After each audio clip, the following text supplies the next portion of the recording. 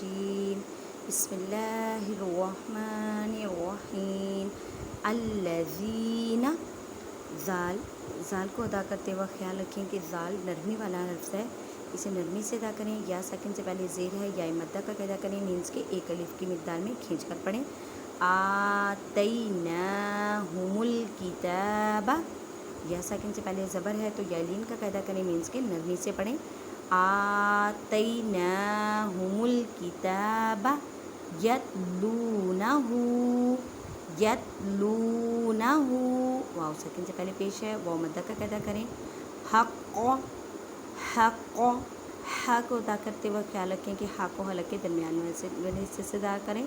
تلاوتی، اب ہا کے نیچے کھڑی زیر ہے، اب وقف ہے تو وقف کی صورت میں ہا کو ساکن کر دیں۔ الذین آتیناہم الکتاب یتلونہ حق تلاوتہ اولئک یؤمنون، اب دیکھیں حمزہ ساکن ہے، اس وجہ سے اسے جھٹکا دے کے پڑھیں گے۔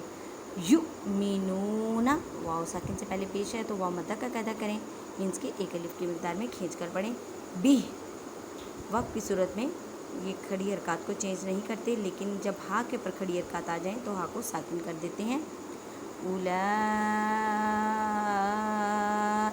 یؤمنون بہ ومن یکفر، ومن، نون ساکن کے بعد یا ہے تو یا حروف یرملون ہے، ادغام مع غنہ کریں۔ ومن یکفر، وا کو پر پڑھیں۔ بہ فاولئک ھم الخاسرون،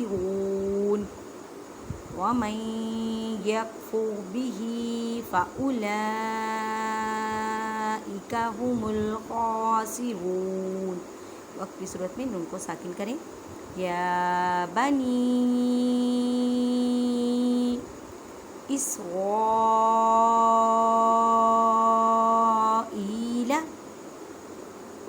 واذکروا، اسرائیل اذکروا،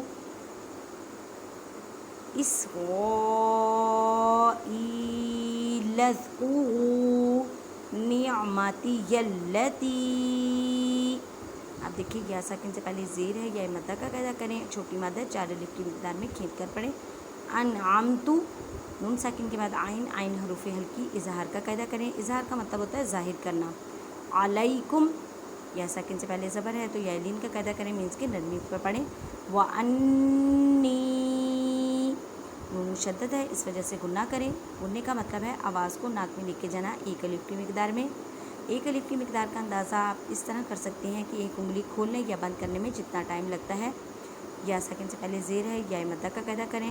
فضلتکم علی العالمین،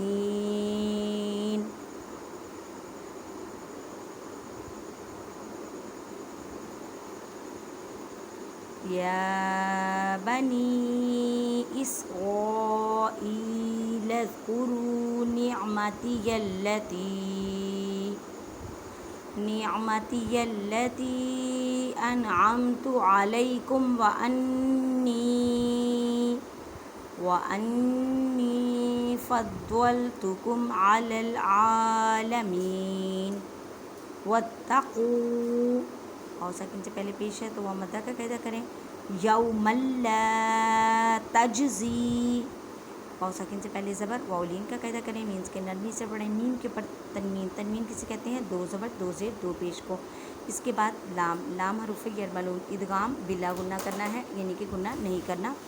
یوم لا تجزی، تج، جیم ساکن ہے اس وجہ سے یہاں پہ کلکلا کریں گے، کلکلا کا مطلب ہے ہلا کر پڑھنا۔ نفسن، نفسن، سین کے پر تنوین، تنوین کے بعد عین، عین حروف ہلکی اظہار کا قاعدہ کریں۔